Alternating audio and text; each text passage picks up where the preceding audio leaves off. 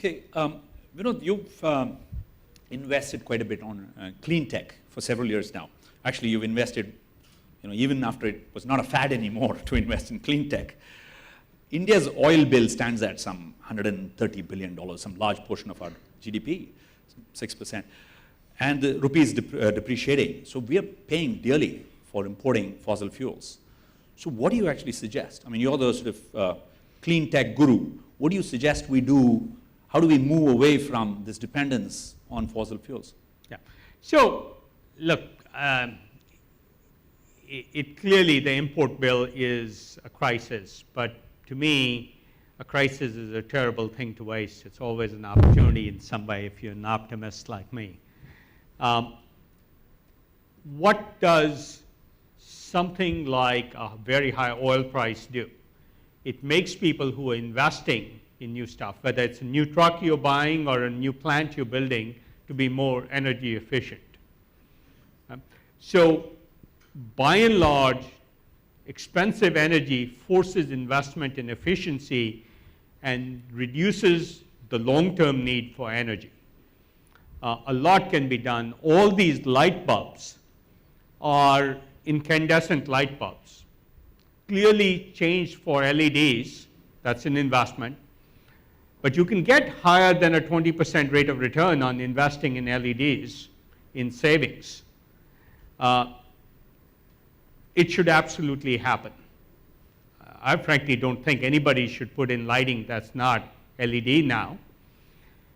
Even if they have rates of return expectations from whether it's an investment in a building or a plant of 20% or more. I think the same will happen in, do you build, I mean, it's amazing to me that we don't invest in more efficient trucks. But trucks were invested in when fuel was cheaper. And they have long lifetime, 15 years or 20 years. But it'll encourage the right kind of investment. So efficiency is one. On the generation side, new technologies are coming along.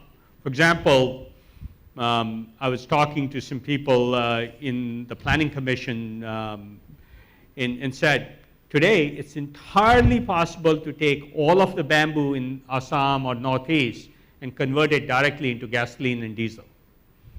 Those technologies are now becoming available. They've taken a while. Everything takes long. I mean, these are refinery scale projects, and so it takes 5-7 years to prove out the technology. I feel they're pretty proven. That's an investment I highly recommend, especially given the price of oil and especially given the national security and energy security issues that a country has to face at the country level. I'd clearly create special programs to reduce the cost of capital in those areas. Okay. In the morning, we were discussing education and MOOCs and so on with the group earlier. And the people like Salman Khan and others, a lot of companies, Coursera, Udacity, that are coming out with this amazing content, and a lot of people are using them. So they're suggesting this flipped model where you go and learn at your own pace, and then the teacher is more of a coach who's facilitating and helping them with doubts and so on and so forth. So you've thought about education. In fact, you support the CK-12 initiative in the US. What are your thoughts about this new model? Do you think it'll actually work? Yeah. So let me generalize that. Yeah. I mean, when I think of a country like India, there's really 4 major problems, leaving aside the e-governance and the transparency issues. Infrastructure, healthcare, education. I think, what's the fourth one I was thinking of? Anyway, my point is, healthcare, education are all susceptible to entrepreneurial solutions. Infrastructure is not. But infrastructure is susceptible to the whole idea of private funding and private public partnerships. The airports are a good example of that. So I think we have to approach those 3 or 4 areas the right way. Specifically, I think education, especially through 12th grade, should be free, should be self-paced, should be mostly electronic, with teachers more as coaches and mentors. One of the realities we have to face in education is we can talk about education, but the fact is half the teachers and half the doctors, if you're talking about healthcare, will not be any good at all. I mean, that's just ground reality.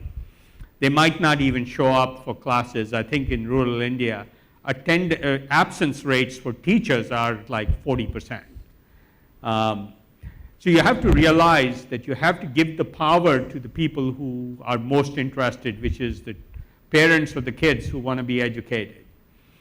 In healthcare, you have to give the power to the consumer so he can take care of his own health.